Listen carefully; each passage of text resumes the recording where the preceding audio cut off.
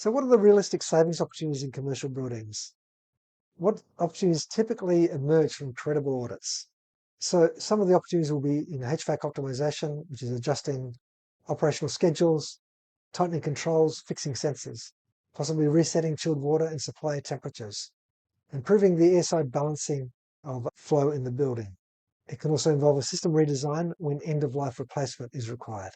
Typical savings of these operational, excluding the system redesign, typical savings of 5 to 15%. And they can be high if the building management system has been poorly managed, but on the other hand, they may be quite small. So these are just rough ranges only, what I'm giving you.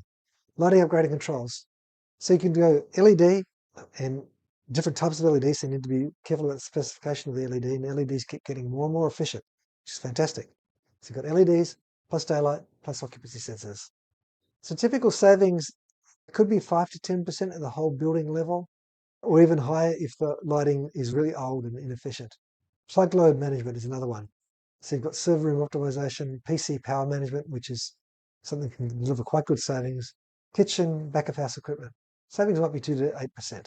Then we've got envelope and shading. And again, this interacts with the HVAC. We've got looking at window films, shading devices, ceiling infiltration, and we've got insulation as well.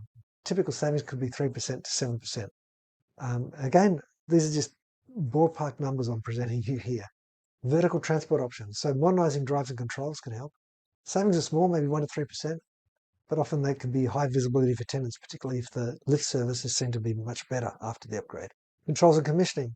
So retro commissioning, which is basically going back to see that the system, particularly the heating and cooling system, is configured as per the design intent, can yield maybe a 5 to 15% savings with relatively modest costs. It depends a bit though. So the key point is that overall is that site level reductions of 10 to 20% are often credible with investment grade audits.